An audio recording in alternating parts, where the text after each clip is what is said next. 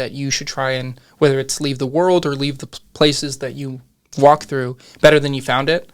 And I think that if you can act in the most selfless way and help the people who either need your help the most or just the people who come to you for help, I think that's a great thing that everyone should aspire to do. And obviously, it's easier said than done, but my philosophy has always been to try and help as many people as I possibly can.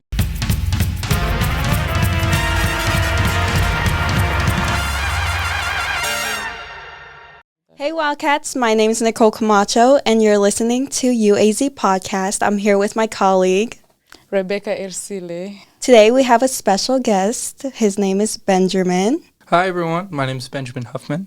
I'm our Executive Vice President in our ASUA Student Government on campus. So before we begin with your questions and interview, would you like to introduce yourself? Please tell us what you're majoring in, what you do, and also are you into any extracurriculars? Yeah. So, like I said, my name is Benjamin Huffman. I'm deeply involved in our student government. I'm our Executive Vice President, and what that means for students who may be unfamiliar or just need a refresher, that means I'm responsible for both recognizing and funding every single club on our university. So that's 500 plus organizations that I am entrusted to oversee, make sure they both get recognized and, like I said, funded. I'm also in charge of our ASUA Senate. So that's each college elects a senator to be their voice in our legislative body. So the people who maybe come up with policy, work with deans, try and bring the university together and solve different problems, but obviously from their unique perspectives depending on what they're studying. So that's my job, to make sure that all those things are managed and, attended to. But so that's a good description there. So I know you're a senior. You're going to be a senior. Yeah. And you mentioned that you kind of oversee over 500 plus clubs. Mm-hmm. So how do you manage that with your class schedule? And this is your second year doing student senates. Yeah, so last year, and thank you for asking, first year I was a senator for my college, the College of Education. Mm-hmm. So I was elected by my peers, and there's a whole process that it takes to get even on the ballot to be elected as a senator. But so I was elected to Senate, represented them, and then I was nominated by my peers in the Senate as our Senate president. So then they elected me to be like the leader there and to kind of organize and help them get that all settled. But to answer your question, this year in my position, it's kind of like a step up to where I ran for now. Instead of just my college, I'm representing the entire university, including all those clubs. So my biggest job, and I consider this the most important thing, is to make sure that our clubs are both listened to. And the best way I feel like we do that is by having things like the club fair, allow them to grow and market their respective groups, because it ranges from everything from, you're really into robotics, you really like music, to religious groups and different affiliations like that, to where whether or not I am, as passionate about those people is not important. What is important to me is to make sure that I love and respect every single one of those groups because they represent the students who make this university what it is. So, it's a great opportunity that I have and the trust that is put into me to make that work. And as a senior, I'm happy that most of my classes are relatively, I wouldn't say laxed, but they're organized in a way in which I feel good that I can manage both being in class, submitting my assignments, and, listening to the 40,000 students who call this university their home. So. What inspired you to get into ASUA? That's a good question. So initially, I had no exposure to student government until college. Like, I was never a member. I just wasn't necessarily appealing to me. But the University of Arizona has long been my home since before I was a student. I grew up in Tucson, so it was to have a university like this in my backyard, and with so many great memories, going to football games, basketball games, going to the observatory, the Festival of Books, things like that. So much of my life growing up is attached to this university since way before I enrolled here. I think there's always been a part of me that wanted to do more for the community that has already given so much to me. And that includes to the students who were just as helpful and welcoming to me, and to be able to do that for somebody else. So I eventually discovered ASUA, what they did, tried to join my freshman year, but there was no place for me. I couldn't run for a position because I wasn't there to run in the first place. And then tried to keep up with it my sophomore year, and then eventually ran and got involved really heavily my junior, and then obviously now in my senior year.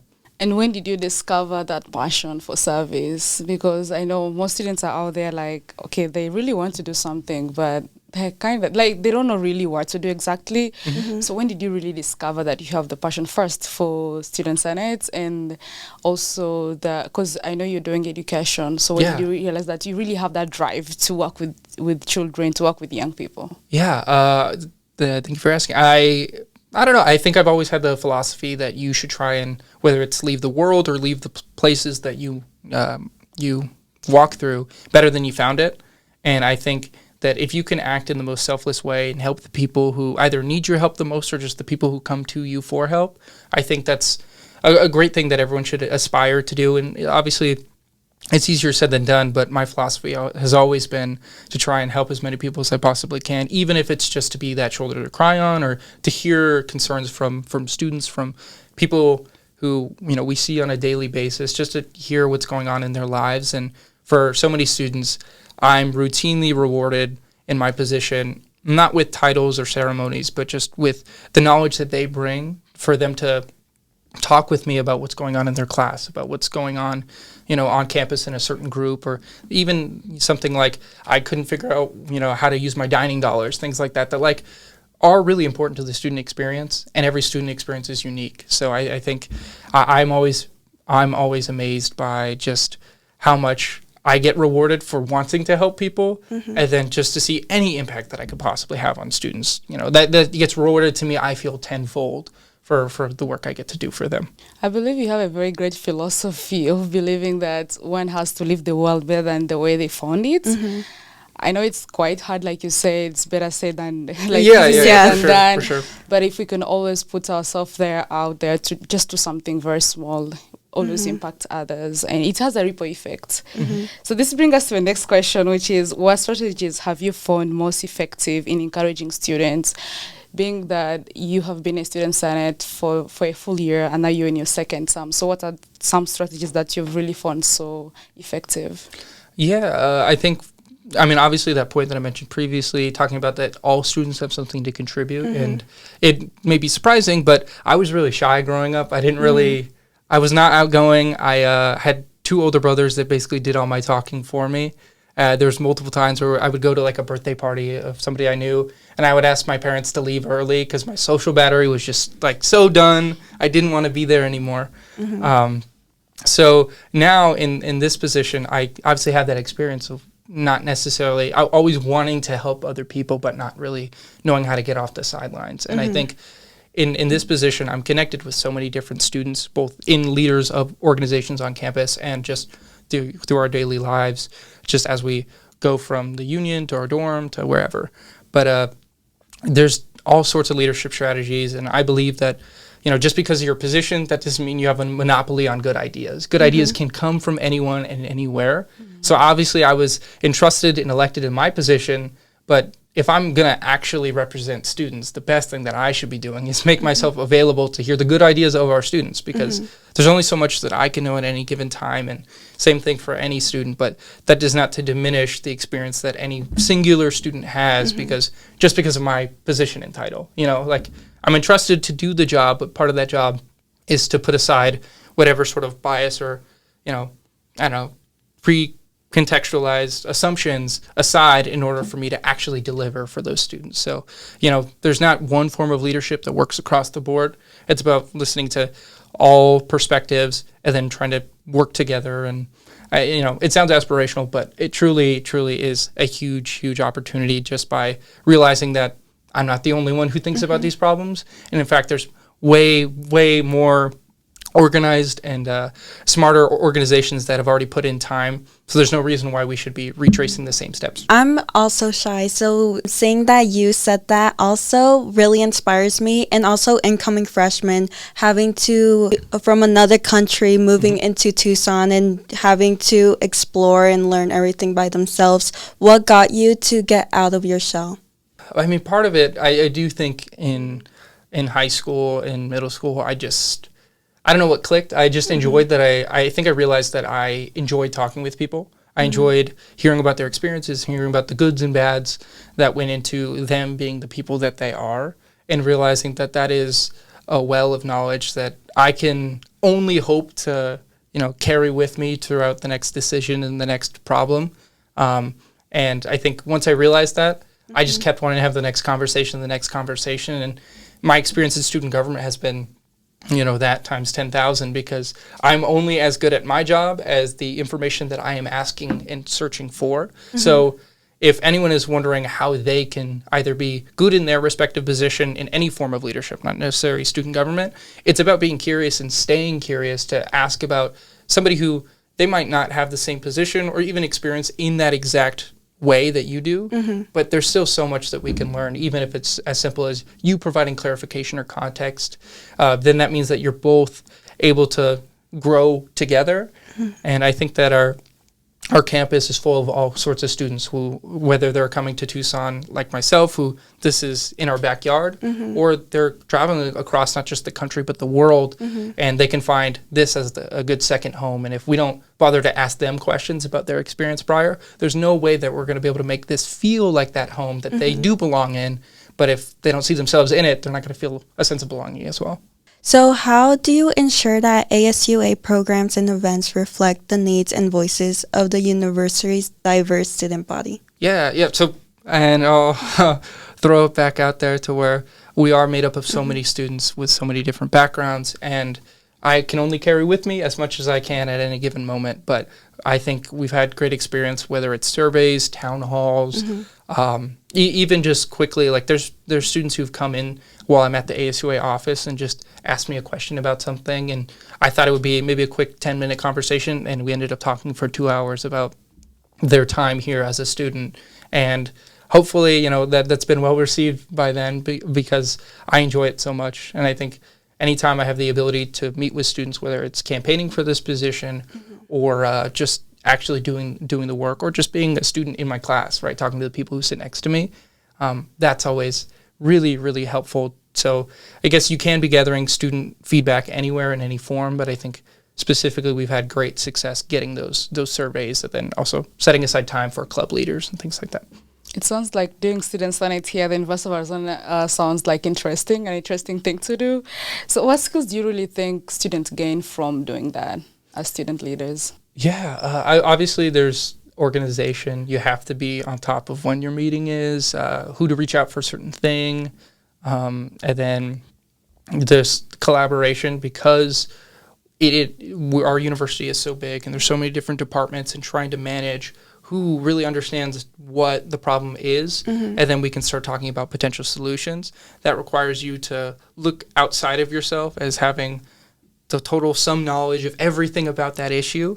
So it's really important that we keep that in mind, that the skills that we develop are so much about working with other people, and whether it's within structure or outside of structure, just building professional but also personal relationships with the multitude of people, whether it's administration, students first and foremost, and then of course just there's also some faculty who are they happen to be professors, and they're like, hey, I noticed this issue with my student, and I want to just make sure that if other students are feeling similar things, that they have a place to go to. And I always try and advertise whether it's CAP services or anything that the university is proactively doing to make sure that those students feel heard and listened to. So those skills are always reflected, just kind of keeping in mind what we can do, and building that network that is sometimes hard to manage, but it's great, because once you realize that they have that support for you, you can extend that to as many students as possible. Is there a project you're doing individually as in ASUA, or do you guys have a project all together? I mean, in my position, I have the luxury that I am overseeing our Senate. So that means that currently we have 18 senators who are serving in that body. And of those 18, they're all working on different things. Some of them are together. Some of them are just specific to their specific college. So I kind of take the role of like den mother, where I'm like making sure everything is where it should be. Everyone knows all the resources they need to have. And that comes with its own struggles. But there's not necessarily only the one project for me at any given time, just the same as isn't for most of our student leaders as well. But I get to kind of be there for the best times, for the worst times, but just to make sure that our senators are supported in all the ways that they need, because they're the most direct line to their constituents, meaning our students, to where while I represent everyone, there's only so many places I can be, and the senators have the luxury that they're organized within their departments and can talk with deans or talk with their classmates who are in all of those spaces. And how many hours do you spend working the student senates per week or overall the semester? Typically a week it's somewhere between 15 to 20. So it is like a part-time job in that aspect. But like I said, I get rewarded for every little bit of effort that I extend on my part. I feel like I get 10 times as much back. And, there's ups and downs with everything, but I do think that time commitment that I make and I see my fellow peers make, whether it's in Senate or my fellow execs in our executive team, so Adriana and Katie, they're really great about making sure that they're also seeing the same level of investment and holding each other accountable, because that's the thing to where I don't think if anyone's just running for this position because it looks nice on a resume or you get your own office or whatever that, that prize is at the end of the road, then you're going to get tired of that pretty fast. So it has to be about the students, and it has to be grounded about what you can do for the next person and leave the university better than you found it. Because otherwise, that'll only get you so far, right? So I'm very happy that I've been able to get as much out of it in that respect. So we're coming to the end of the episode. Wow. Once again, thank you so much for coming and talking to us and inspiring the students at the university. So if you could implement one new initiative tomorrow to strengthen student engagement at the University of Arizona, what would it be and why? So very recently, and I'm proud to say this, we just created a position for a first-year representative. So previously, there was no position in which specifically, whether it's a freshman or just first-year student, could step into our student government, give their perspective about, different problems. Like, I'm not sure what it's like living at a dorm for the first time, or I need help getting information about how to access my classes. And there's all these resources that exist, but getting the perspective and having a form of leadership where they're supposed to speak for that entire class who goes without representation until they can vote for that next year never made sense to me. And when I, as I was saying before, my freshman year, I was so eager to try and figure out how I could get involved, and there wasn't necessarily something for me. Yeah. So we're going to have applications on our Handshake. So that's like the campus hiring website for anyone who doesn't know.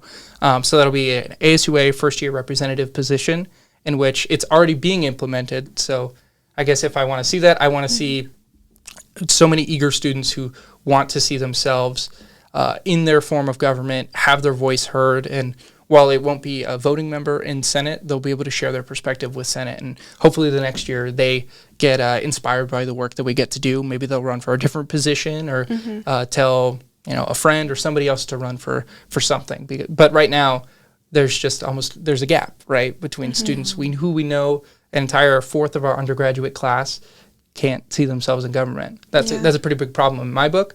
So we're actually doing something to change that this year.